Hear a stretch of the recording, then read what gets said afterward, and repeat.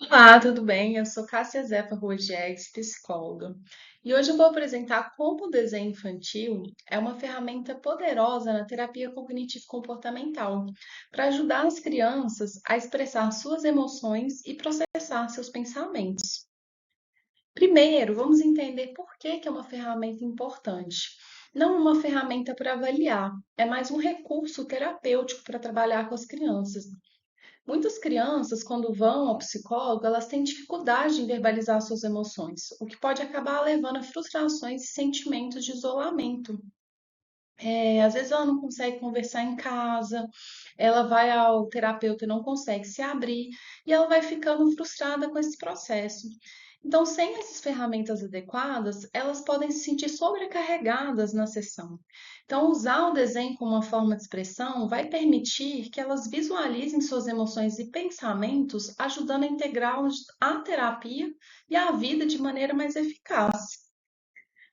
E na TCC, os desenhos eles vão permitir que as crianças visualizem a relação entre os pensamentos, as emoções e os comportamentos.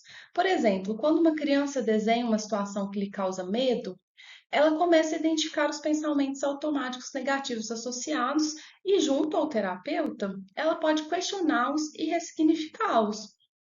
Ela também pode, né, fazer técnicas de exposições ao medo. Primeiro, se ela sente medo de monstros, ela pode desenhar um monstro feliz, um monstro legal, e aos poucos ir se expondo gradativamente, sem gerar uma reação traumática de exposição intensa ao medo que ela sente, né? Então, como uma proposta de atividade na terapia com as crianças, seria uma atividade desenhando minhas emoções.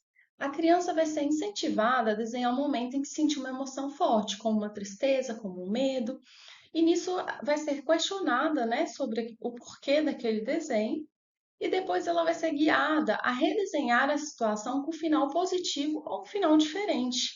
Né? Isso vai permitir uma reestruturação cognitiva simples e efetiva. Nesse primeiro momento, é claro que é uma abordagem superficial, mas dá já ferramentas para o terapeuta criar um vínculo com aquela criança e, aos poucos, ir desenvolvendo o porquê daquele medo, como trabalhar aquele medo, ensinar técnicas, né, para que ela consiga depois desenvolver e elaborar mais o que ela sente, né, sobre aquele medo. Aí aqui a gente vai dar um exemplo prático, né? A criança chega e diz: estou triste porque não quero ir para a escola. Aí o terapeuta pode perguntar o motivo, explorar junto com ela um aspecto positivo. Por exemplo, a criança está triste porque ela não quer ir para a escola fazer as atividades. O terapeuta vai validar esse sentimento e vai perguntar o que na escola te deixa triste. E a criança pode responder: eu não gosto de fazer atividades.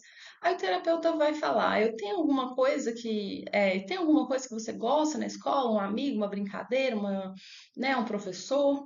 E aí a criança vai falar: sim, eu gosto de brincar com os meus amigos no intervalo. Aí o terapeuta vai falar: então por que a gente não faz um desenho de você brincando? Que tal a gente pensar no intervalo amanhã? E aí você vai ver, né, se vai melhorar um pouco essa sua relação com a escola, com esse medo. E a partir disso a gente vai desenvolvendo o porquê do medo, né? As outras causas, né, o que que ele sente, o que que sente fisicamente em relação a esse medo, se ele sente ansiedade também, e a gente consegue ter outras abordagens e um vínculo mais forte com aquela criança para desenvolver essas abordagens.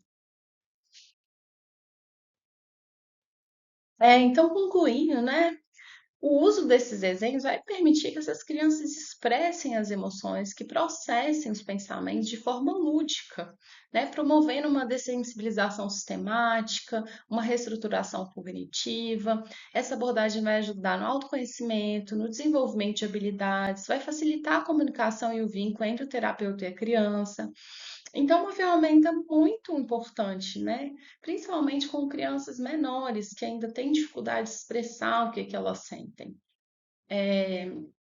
Eu deixo aqui, né, de referência um livro que chama O Desenho Infantil de Florence de Meredier, que é um livro que vai abordar um pouquinho mais essa temática, vai explicar um pouco dos significados dos desenhos, né, que os desenhos trazem muitos significados ocultos ali naquela imagem, no jeito de desenhar. E é isso, gente. Muito obrigada.